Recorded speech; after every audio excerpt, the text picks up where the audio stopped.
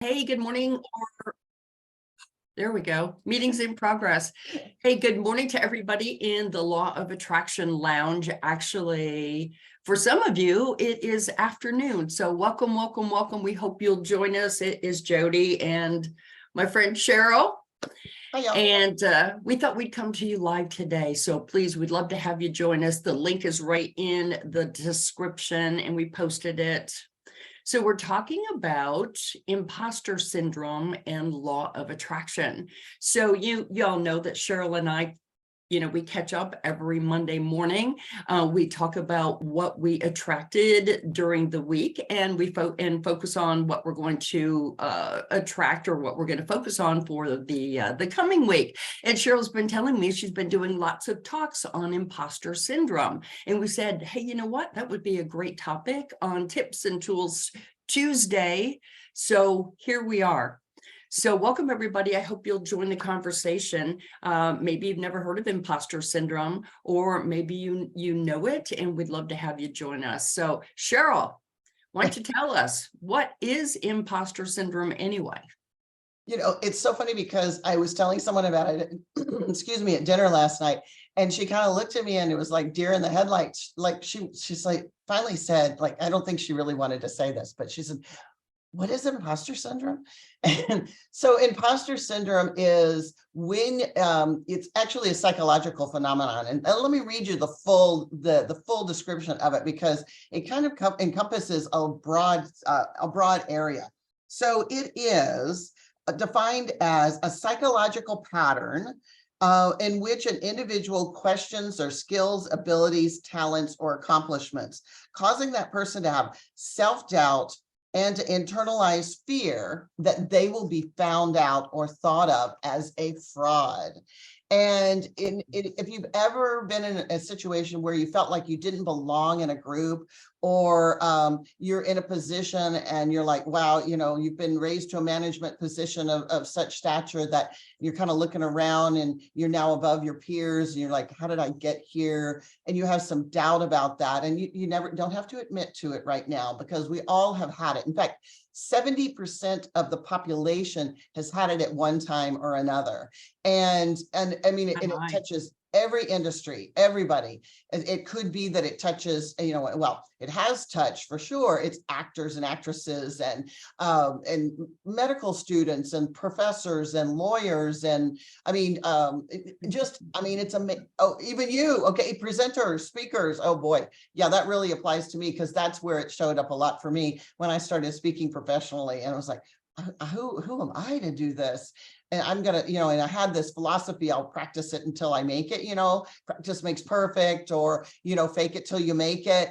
And that's all part of, trying to overcome it. Not the best tip I would give for trying to overcome imposter syndrome. However, we'll give you 2 tips today before we leave on how to overcome it. But let's talk about the 5 different types of imposter, because that's really important to know, because all of a sudden you might see yourself in one of these. And in all honesty, I see myself at different times in a couple of these. So the first one is the perfectionist. And I probably don't have to define that for you, but it's the person who wants to have everything just so, and they keep trying to make it right and better and more accurate. And like, they don't turn their work in on time because they feel like it's not correct enough. Perfect. Yeah. It has to be absolute perfect. And I've worked for some people that demanded that level of perfectionism, and it was kind of unrealistic in the time frame that we had to do things. So, it's like, but it kind of bled into me, if you will. I kind of absorbed that perfectionism kind of thing. And so there was a time when I had to go, hey, Cheryl, chill out. Okay, there's one typo in your handout for the training class. Get over yourself, because they're going to happen. They're just going to happen. So that's the first one, the perfectionist. So yes, ma'am. Oh, I was just going to say, I had a friend, he was a speaker, and he said, done is more profitable than perfect. Done is Absolutely. more profitable than perfect. Done. So if you're watching us, however that might apply to you, done is better than perfect. Yep. Yeah, very good. Thanks. Go ahead, Joe. Thanks for sharing that. That's important. So the next one is called the expert. So the expert thinks that they should already know how to do everything. And let's be realistic. At the rate that technology is developing and being put on the market and given to us, and things are changing, it is difficult to be an expert in anything. I mean, I opened up Zoom yesterday and it had downloaded a whole bunch of new things at the bottom. I'm like, oh my God, you know, and I thought I knew how to use it all, right? That was before we had the upgrade. So the expert thinks they should know how to use everything. And if they don't, they think they need to learn it. And the truth is each of us has really good skills in different areas. Jody's really good at what she does.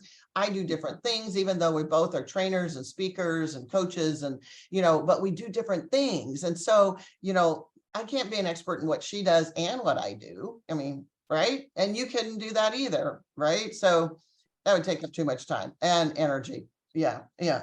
So number 3 is the soloist, and the soloist is the downfall for many solopreneurs and entrepreneurs. They think they have to do it all on their own. And quite honestly, I used to think that too. So every different phase of my life and career, I've had these at different times. And they feel like, this is what's the interesting part. They feel like if they share the responsibility, then they don't get to claim the reward or the achievement. They feel like it's invalid, like not theirs. And I'm like, you know, yes, it is yours. It is yours. You know, yes, ma'am. Well, I was going to say, does that tie in a little bit to the perfectionist, maybe because they feel like nobody can do it as good as I can do it, so I got to do the whole thing? Could that? Yeah, I think Yeah. those are parallel, very close to one another. Absolutely. Yes. Yeah. Yeah. Okay. Number four is the super person, right? The super person's is kind of a combination too of the expert and, well, with a little twist. So the super person thinks that they should be able to do it all with ease and without effort. And okay, we all have that from time to time, right? Because as soon as you start a project, it never, yes, we'd like it to be easy.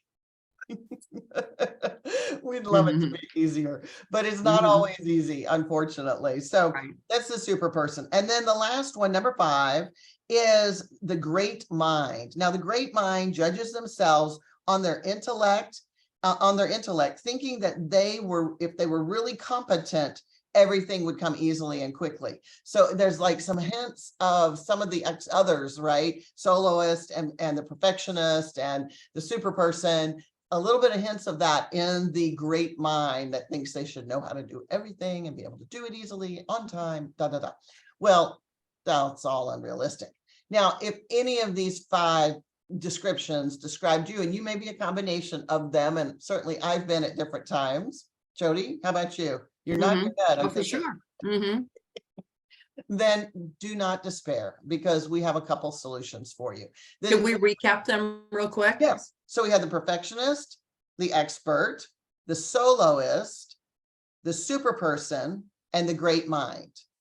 All right, everybody. When you watch this video on imposter syndrome, you know, type in the chat. Let us know if you've experienced one of those 5.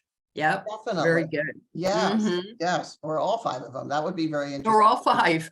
Yeah. Yeah. Like I said, 70% of the world, the population feels this way, you know, so you're not alone. So, yeah, good point. Yeah. So, and it's not all the time, you know, it's just, it can come and go. So don't think there's anything wrong with you. It's very natural. There are 2 tips that we have for you today that could help you move past imposter syndrome. The first tip is make a list of all your accomplishments. I don't care if it was softball when you were 6, or, you know, t-ball or whatever it was, and you hit a home run, or you were, you know, you won the heat in a swimming, you know, a swimming meet usually has heats and then they move up and they swim again and so forth. Well, a heat is like that one little segment of swimming where you're swimming against usually 7 other swimmers. And let's say you won the heat. So those are both sports related. But what if you got in the 6th grade, the Jolly Green Giant Award, because you were the smallest child in the class?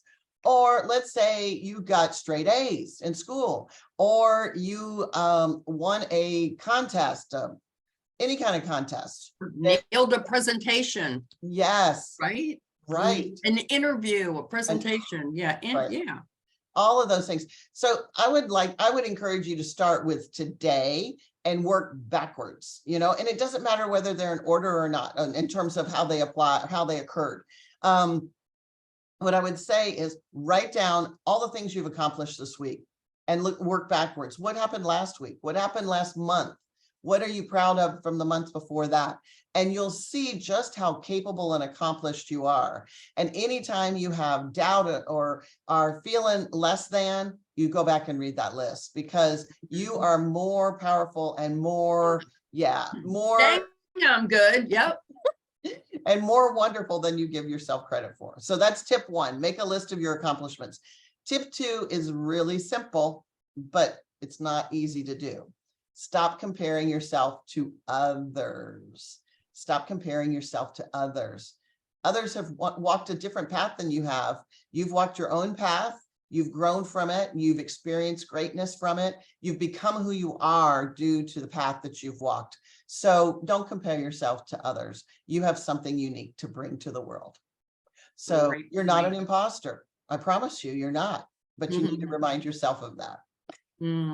Great tips. Great. Make a list of all of your accomplishments, right? Right. And stop comparing yourself to other people. That's our 2 tips for Yeah, Tuesday. for Tips and Tools Tuesday. Those are really fantastic. And briefly, how does that tie into law of attraction, Cheryl?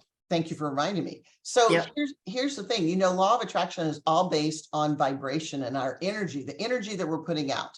And when we are in the energy of feeling like an imposter, or worried that someone will think we're a fraud and we're not really who we say we are, then what that does is put out an energy, a negative energy on the lower portion of the emotional hierarchy chart. And here's our emotional hierarchy chart. So that puts us in this lower portion here of discouragement, doubt, and worry.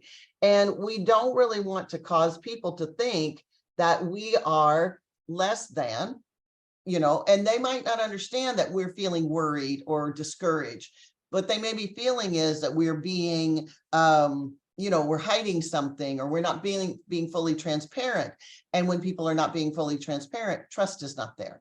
So when you are not, let me back up. When you feel like an imposter and you're resonating at those, that your vibration is resonating at those lower frequencies, it's drawing things to it that match it. But when you are above the line, when you are feeling confident and sure of yourself, and you're up here in optimism, positive expectation, enthusiasm, then what happens is that energy goes out and it attracts positive things to you.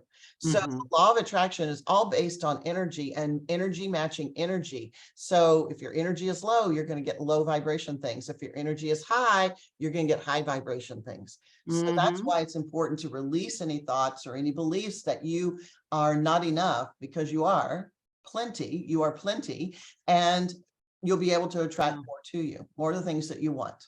I love it. And one negative thought attracts another negative thought, and another and another and another. But by the same token, your positive thought attracts another and another and another. Exactly. Great topic. Yeah. Great topic, Cheryl. Thank you so much. Oh, what fun. And you've got a presentation on this tomorrow, right? I in do. San Antonio. Yeah. A live one. Very cool. 5 people. Hey, you know what? 9 lucky people that are going to hear you present this topic, because it's very important. And you gave us some great tips.